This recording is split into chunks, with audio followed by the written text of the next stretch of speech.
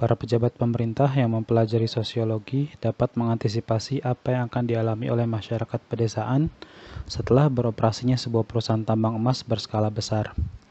Dengan adanya aktivitas penambangan tersebut, dapat diramalkan akan terjadi peningkatan kesejahteraan, penggusuran, pemiskinan, kerawanan sosial, atau perubahan sosial. Nah, ini ilustrasi perusahaan tambang emas berskala besar. Yang dapat diprediksi akan terjadi setelah beroperasinya sebuah perusahaan tambang emas berskala besar adalah perubahan sosial. Peningkatan kesejahteraan belum tentu, karena tidak dijelaskan apakah perusahaan tersebut akan merekrut karyawan dari penduduk setempat, dan apakah perusahaan tersebut akan memberikan CSR, Corporate Social Responsibility, pada masyarakat sekitar atau tidak. Kemudian penggusuran, ini juga belum tentu karena juga tidak dijelaskan apakah akan ada kemungkinan terjadi penggusuran. Jadi kita menjawab soal di sini harus objektif sesuai dengan apa yang tertulis pada kalimat soal. Tidak bisa menggunakan asumsi-asumsi. Kemudian pemiskinan dan kerawanan sosial ini yang paling tidak mungkin terjadi karena justru yang mungkin adalah peningkatan kesejahteraan. Berikutnya perubahan sosial. Jawaban yang paling pasti adalah akan terjadi perubahan sosial. Entah perubahannya itu progres, kemajuan, atau regres, kemunduran. Jadi di sini jawabannya adalah E, perubahan sosial. Perspektif sosiologi yang secara tepat digunakan dalam menjelaskan aksi mogok buruh terhadap perusahaannya adalah ketertiban sosial, interaksionisme simbolik, kesejahteraan sosial, struktural fungsional, atau konflik sosial. Nah, di sini bahasannya tentang aksi mogok buruh. Ketertiban sosial salah, karena itu kaitannya dengan penerapan nilai dan norma, sehingga tercipta keteraturan dan ketertiban sosial. Berikutnya interaksionisme simbolik. Itu adalah kemampuan menafsirkan tanda atau informasi yang diberikan oleh orang lain. Terus kesejahteraan sosial, ini juga salah karena kesejahteraan itu kan sesuatu yang baik, keadaan yang baik, kondisi di mana orang-orangnya dalam keadaan makmur, sehat, dan damai. Kemudian struktural fungsional juga salah karena struktural fungsional adalah suatu sistem sosial yang ditandai dengan adanya pembagian tugas. Di sini jelas jawabannya yang E, konflik sosial. Aksi mogok buruh terhadap perusahaan adalah salah satu contoh dari konflik antar kelas atau konflik vertikal. Konflik antar kelas adalah benturan antara dua pihak yang berbeda kelasnya. Pihak satu berada pada kelas yang lebih rendah dan pihak lainnya berada pada kelas yang lebih tinggi. Perkembangan masyarakat menurut Auguste Comte terjadi secara evolusioner dalam 3 tahap. Sementara itu, perkembangan masyarakat yang dikemukakan oleh Karl Marx berjalan secara gradual, transformatif, revolusioner, fluktuatif, atau linear. Nah, di sini kita perhatikan kata evolusioner. Jenis perubahan menurut kecepatannya. Yang pertama ada evolusi, itu artinya perubahan yang lambat dan bertahap. Jadi ada step-stepnya begitu ya. Contohnya perkembangan peradaban dari primitif, tradisional, kemudian modern. Berikutnya ada yang namanya revolusi, perubahan yang cepat dan serentak. Contohnya perubahan sistem pemerintahan, kemudian pemberontakan. Nah, itu bisa disebut sebagai revolusi. Selain itu, perkembangan masyarakat menurut Karl Marx berkaitan dengan perjuangan kelas dan konflik antar kelas yang terjadi antara kaum borjuis dengan proletar. Menurutnya, kesenjangan antara dua pihak ini dapat menimbulkan pemberontakan atau revolusi. Jadi jawabannya yang C, revolusioner. Rudy adalah seorang pengusaha yang sangat berhasil.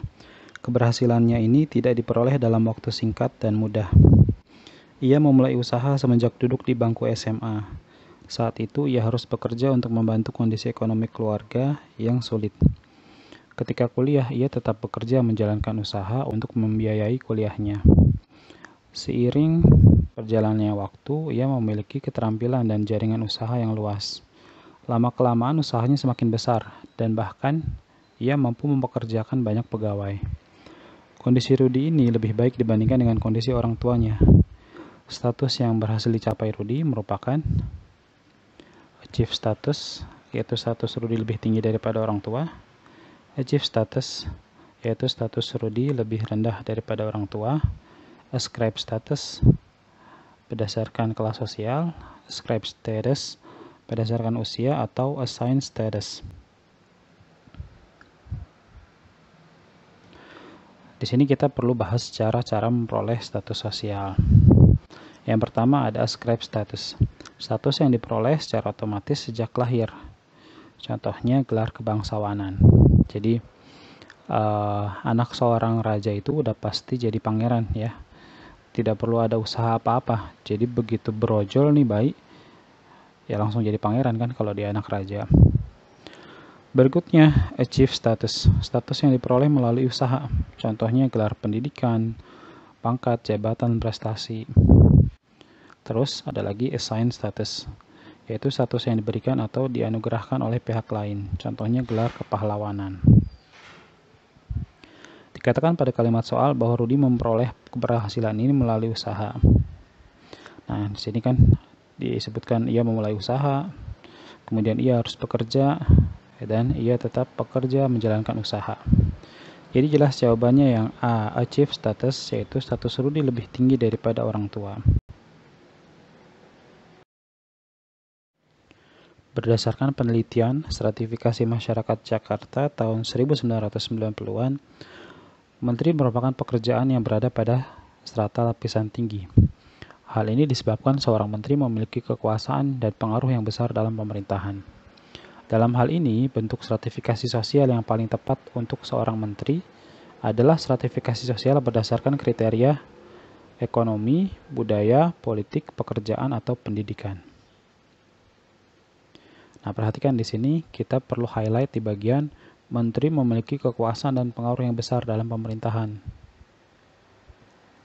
Stratifikasi berdasarkan kekuasaan, wewenang, dan posisi dalam pemerintahan tergolong stratifikasi berdasarkan kriteria politik. Jadi jelas ya di sini bukan masalah pekerjaan, nah karena di sini bicara kekuasaan dan pengaruh yang besar dalam pemerintahan. Jadi jelas jawabannya politik. Sebuah desa transmigrasi yang dihuni oleh masyarakat asli dan juga migran memiliki dua pengelompokan berdasarkan kesejahteraannya. Masyarakat transmigran memperoleh lahan-lahan subur dan bisa menghasilkan uang cukup memadai sehingga bisa menyekolahkan anaknya ke luar desa. Sementara itu, penduduk asli hanya dapat menggarap lahan seadanya dengan menghasilkan uang yang pas-pasan sehingga mengalami kesulitan untuk menyekolahkan anaknya. Maka faktor penghambat masyarakat lokal ini untuk melakukan mobilitas sosial adalah kondisi politik, kemiskinan, perbedaan ras, perbedaan agama, atau perbedaan jenis kelamin. Nah, di sini perhatikan bagian penduduk asli hanya dapat menggarap lahan seadanya dengan menghasilkan uang yang pas-pasan. Jadi jelas ya, ini adalah penghambat mobilitas sosial yang berupa kemiskinan. Jadi jawabannya yang B.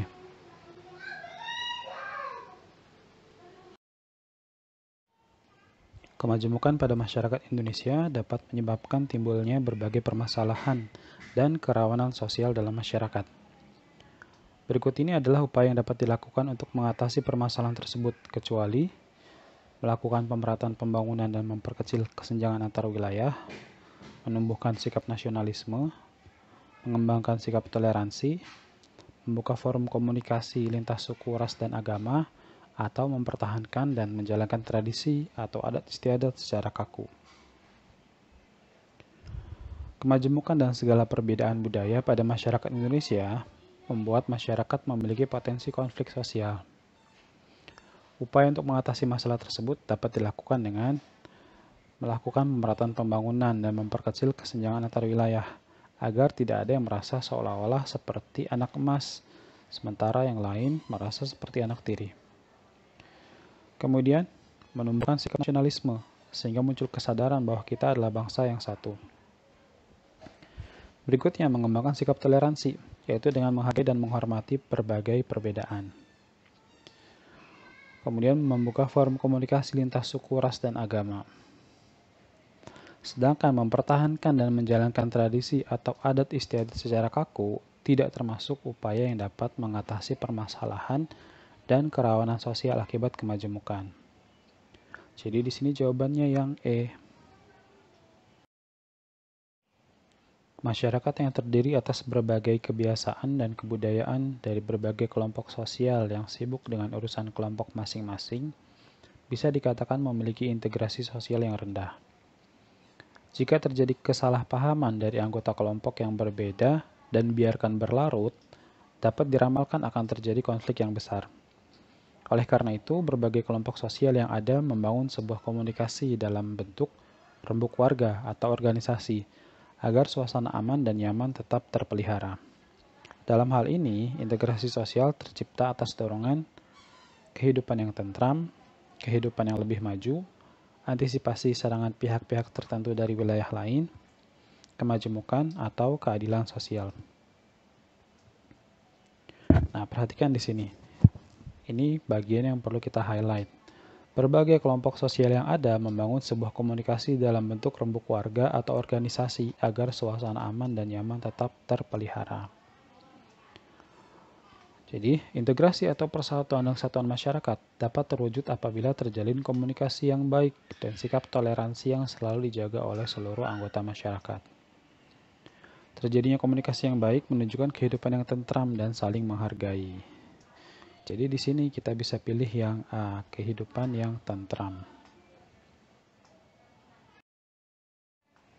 Proses modernisasi yang terjadi di Indonesia telah membawa dampak yang cukup signifikan pada kualitas hidup masyarakat, seperti pemanfaatan listrik dan kendaraan bermotor yang telah mendorong mobilitas orang dan barang dengan sangat dinamis. Namun, tidak semua masyarakat di Indonesia berkenan mengikuti arus perubahan tersebut.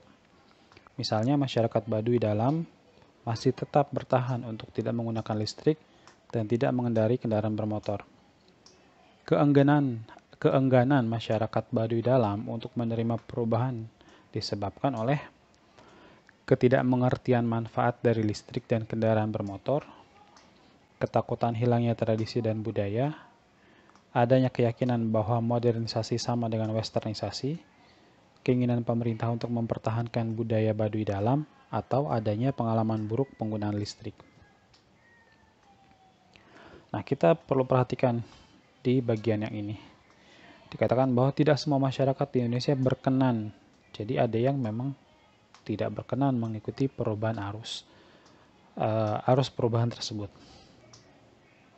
Kemudian di sini kita perhatikan ada kata keengganan. Maka yang A kita eliminasi. Ketidakmengertian manfaat dari listrik dan kendaraan bermotor ini jelas salah ya. Jadi kenapa masyarakat Baduy Dalam itu memilih untuk hidup begitu tradisionalnya atau bahkan begitu primitifnya, bukan berarti mereka tidak mampu, tapi mereka tidak mau begitu ya, mereka enggan untuk menerima perubahan tersebut. Ketakutan hilangnya tradisi dan budaya, nah ini benar ya.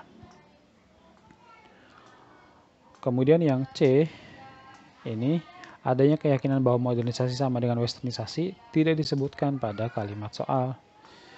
Yang D juga keinginan pemerintah untuk mempertahankan budaya Baduy Dalam juga tidak disebutkan pada soal. Adanya pengalaman buruk penggunaan listrik juga tidak disebutkan. Ingat bahwa kita menjawab soal harus sesuai dengan apa yang ditanyakan dan apa yang dituliskan pada kalimat soal. Masyarakat yang tinggal di suku pedalaman biasanya menginginkan budaya mereka selalu dilestarikan dan tidak hilang tergerus oleh perubahan zaman. Maka mereka lebih memilih untuk hidup terpisah dengan masyarakat yang menerima perubahan, jauh dari teknologi dan segala kemajuan. Mereka takut tradisi dan budaya yang diwariskan para pendahulunya akan hilang. Jadi jawabannya yang B, ketakutan hilangnya tradisi dan budaya. Kesimpulan di dalam sebuah laporan dinyatakan baik jika telah menjawab semua pertanyaan penelitian yang diajukan.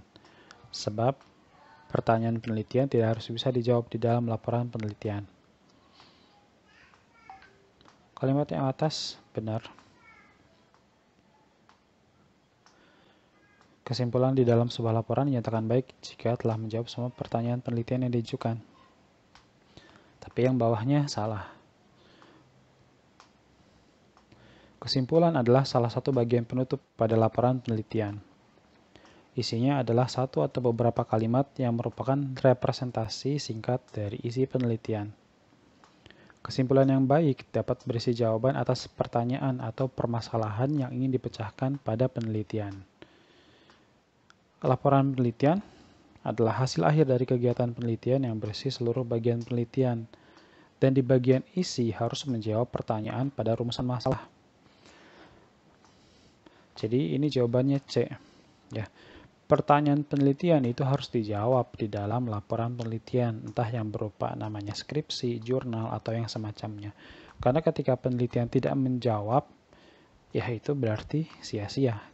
Karena salah satu fungsi utama penelitian adalah memecahkan masalah dengan menjawab pertanyaan. Sebelum menduduki jabatan kepala sekolah, seorang calon kepala sekolah diwajibkan mengikuti pendidikan dan pelatihan mengenai kepemimpinan dan manajemen sekolah. Pendidikan dan pelatihan bagi calon kepala sekolah dikategorikan sebagai sosialisasi antisipatoris. Sebab sosialisasi antisipatoris bertujuan untuk mempersiapkan individu ketika mengalami perubahan status dan peran yang baru. Kalimat yang atas benar, kalimat yang bawah juga benar. Sosialisasi antisipatoris adalah kegiatan pengenalan dan penanaman nilai dan norma yang tujuannya adalah mempersiapkan seseorang untuk mendapatkan status sosial dan peran yang baru. Contohnya, pendidikan dan pelatihan atau diklat mengenai kepemimpinan dan manajemen sekolah yang dialami oleh para calon kepala sekolah. Jadi di sini jawabannya yang A, karena kedua kalimat benar dan berhubungan sebab akibat. Diferensiasi sosial dalam masyarakat Indonesia dapat terlihat dari keragaman suku bangsa atau etnis yang ada. Sebab kedudukan suku-suku bangsa atau etnis dalam masyarakat Indonesia dilihat setara dan tidak berkaitan dengan status sosial dalam masyarakat. Kalimat yang atas benar, kalimat yang bawah juga benar. Diferensiasi sosial adalah perbedaan sosial yang bersifat horizontal. Misalnya perbedaan suku, ras, golongan, dan jenis kelamin. Walaupun berbeda, tapi perbedaan-perbedaan tersebut dianggap setara. Tidak ada yang lebih tinggi ataupun lebih rendah. Di sini kedua kalimat benar dan berhubungan sebab akibat. Jadi jawabannya yang A. Contoh kerumunan yang dikategorikan sebagai kerumunan konvensional menurut Blumer adalah kerumunan para pengunjung pameran lukisan, kerumunan orang yang menyaksikan kecelakaan lalu lintas, kerumunan orang yang ingin beribadah di tempat ibadah, kerumunan supporter bola yang berteriak-teriak di jalan. Yang atas maksudnya yang nomor 1 benar, kemudian nomor 2 salah, ya. Karena orang yang menyaksikan kecelakaan lalu lintas itu tergolong spektator causal crowds. Berikutnya kerumunan orang yang ingin beribadah di tempat ibadah, ini benar. Dan kerumunan supporter bola yang berteriak-teriak di jalan, ini salah karena ini tergolong acting crowd atau mob. Jadi gerombolan ya kalau dalam bahasa Indonesianya. Menurut Herbert Blumer, ada 4 tipe kerumunan. Yang pertama, kerumunan tidak tetap atau causal crowd, yaitu kerumunan yang keberadaannya singkat dan bersifat spontan. Contohnya kerumunan orang yang bersama-sama melihat rumah terbakar atau kecelakaan lalu lintas. Berikutnya kerumunan konvensional, yaitu kerumunan yang direncanakan dan berperilaku teratur. Contohnya penonton sepak bola atau teater, dan juga kerumunan orang yang ingin pergi sholat ke masjid. Berikutnya kerumunan yang bertindak atau acting crowd, seperti yang disebutkan di poin nomor 4 tadi di soal. Kerumunan yang didasari pada permusuhan atau aktivitas yang merusak, yang destruktif. Contohnya supporter bola yang berteriak di jalan. Berikutnya kerumunan ekspresif atau expressive crowd. Kerumunan yang muncul untuk melampiaskan emosi dan ketegangan. Contohnya para penonton konser musik rock. Jadi di sini jawabannya yang B, 1 dan 3. Setiap SMA memiliki lambang yang berbeda yang mencerminkan nilai dan prinsip dasar yang ditanamkan pada para siswanya. Sekolah merupakan pranata atau institusi sosial yang memiliki ciri antara lain: 1. Merupakan suatu organisasi dari pola-pola pemikiran dan perilaku yang terwujud melalui aktivitas sosial. 2. Mempunyai tujuan tertentu. 3. Mempunyai lambang yang merupakan ciri khasnya. 4. Memenuhi tujuan kelompok. Ciri-ciri lembaga sosial. Pertama, pasti memiliki nilai dan norma. Kemudian, merupakan suatu organisasi dari pola-pola pemikiran dan perilaku yang terwujud melalui aktivitas sosial. Artinya, ini mereka memiliki ideologi yang sama, memiliki pola pemikiran yang sama. Dan pasti mempunyai tujuan. Berikutnya, mempunyai lambang atau simbol yang merupakan ciri khasnya. Berikutnya, ada memenuhi tujuan kelompok. Kemudian, ciri lembaga sosial, tidak ketinggalan usianya lebih panjang dari keanggotaan orang-orang di dalamnya. Maksudnya, seperti katakanlah si Budi sekolah di SMA 1. Sebelum Budi lahir, SMA 1 ini sudah berdiri. Dan setelah Budi lulus, SMA 1 pun tetap berdiri. Jadi ini maksudnya, usia lembaga itu lebih panjang dari keanggotaan orang-orang di dalamnya. Jadi di sini jawabannya yang E, semuanya benar. Pelaku kejahatan yang dikategorikan sebagai cybercrime adalah pembobolan kartu kredit di internet, pembajakan software komputer, manipulasi atau pemalsuan laporan di laman website, pemalsuan merek peralatan komputer. Yang nomor 1 benar, nomor 2 benar, nomor 3 benar, tapi nomor 4 salah. Cybercrime adalah kejahatan yang memanfaatkan teknologi komputer dalam pelaksanaannya. Contohnya adalah pembobolan kartu kredit, pembajakan software komputer, dan manipulasi atau pemalsuan laporan di laman website. Pemalsuan merek peralatan komputer tidak termasuk cybercrime karena kejahatan tersebut tidak menggunakan teknologi dan dapat dilakukan oleh orang yang tidak mengerti teknologi sekalipun. Jadi di sini jawabannya yang A, 1, 2, 3.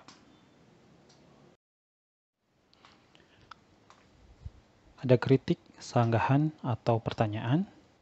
Silakan sampaikan di kolom komentar. Terima kasih.